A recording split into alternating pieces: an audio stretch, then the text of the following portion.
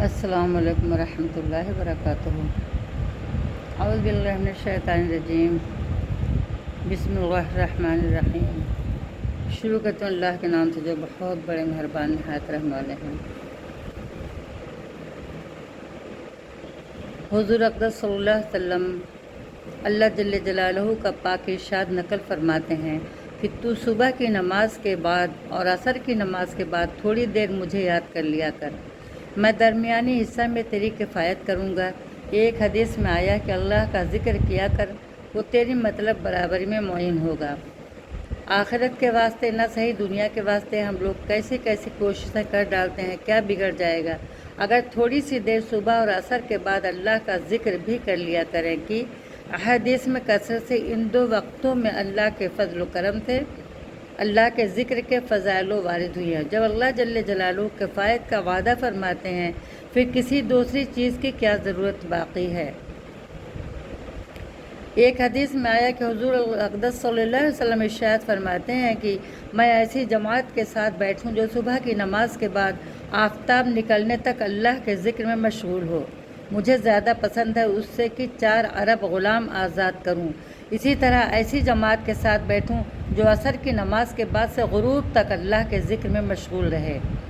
یہ زیادہ پسند ہے 4 غلام آزاد کرنے سے۔ ایک حدیث میں ہے کہ جو شخص صبح کی نماز جماعت سے پڑھے، پھر آفتاب نکلنے تک اللہ کے ذکر میں مشغول رہے، پھر 2 رکعت نماز پڑھے نفل، اس کو ایسا ثواب ملے گا جیسا کہ حج اور عمرہ پر ملتا ہے، اور حج اور عمرہ بھی وہ جو کامل ہو۔ حضور اقدس صلی اللہ علیہ وسلم کا ارشاد ہے کہ میں ایک جماعت کے ساتھ صبح کی نماز کے بعد سے آفتاب نکلنے تک ذکر میں مشغول رہوں۔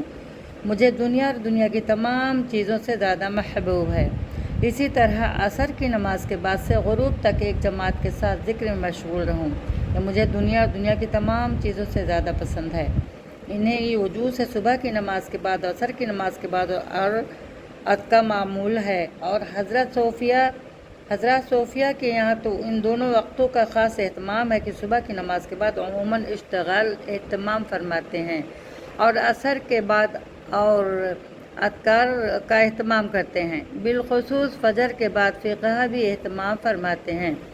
مردوں میں امام مالک رحلی سے نقل کیا گیا کہ فجر کی نماز کے بعد طلوع آفتاب تک باتیں کرنا مکروہ ہیں، اور حنفیہ میں سے صاحب در مختار رحلی نے بھی اس وقت باتیں کرنا مکروہ لکھا ہے۔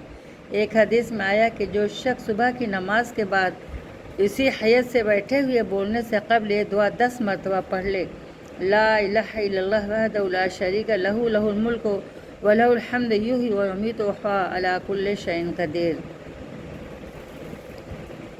اللہ کے سوا کوئی معبود نہیں، وہ اپنی ذات اور صفات میں اکیلا ہے، بے شک کوئی اس کا شریک نہیں، سارا ملک دنیا اور آخرت کا اسی کا ہے، جتنی خوبیاں ہیں اسی پاک ذات کے لیے ہیں، وہی زندہ کرتا ہے، وہی مارتا ہے، اور وہ ہر چیز پر قادر ہے۔ تو اس کے لیے 10 نیکیاں لکھی جائیں گی، 10 برائیاں معاف فرمائی جائیں گی، اور جنت میں 10 درجہ بلند کیے جائیں گے۔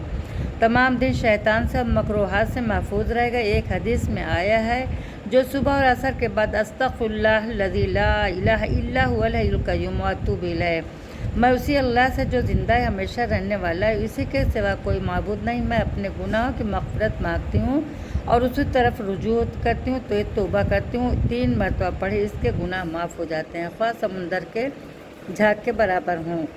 حضور اقدس صلی اللہ علیہ وسلم کا ارشاد ہے کہ دنیا ملعون ہے، جو کچھ دنیا میں ہے سب ملعون ہے، اللہ کی رحمت سے دور ہے، مگر اللہ کا ذکر وہ چیز جو اس کے قریب ہو، اور عالم اور طالب علم اس کے قریب ہونے سے مراد ذکر کے قریب ہونا بھی ہو سکتا ہے۔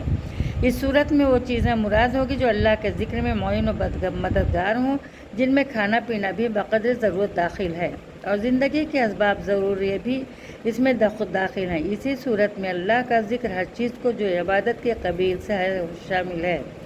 یہ بھی ہو سکتا ہے کہ اس سے قریب ہونے سے اللہ کا قرب مراد ہو، تو اس صورت میں ساری عبادتیں اس میں داخل ہوں گی، اور اللہ کے ذکر سے مخصوص ذکر مراد ہوگا۔ دونوں صورتوں میں علم ان میں خود داخل ہو گیا تھا، پہلی صورت میں اس وجہ سے کہ علم ہی اللہ کے ذکر کے قریب لے جاتا ہے، کہ بے علم نتواں خدارہ شناخت بغیر علم کے اللہ کو پہچان نہیں سکتا، اور دوسری صورت میں اس وجہ سے کہ علم سے بڑھ کر کون عبادت ہوگی، لیکن اس کے باوجود پھر علم اور طالب علم کو علیحدہ اہتمام کی وجہ سے فرمایا کہ علم بہت ہی بڑی دولت ہے۔ السلام علیکم ورحمۃ اللہ وبرکاتہ۔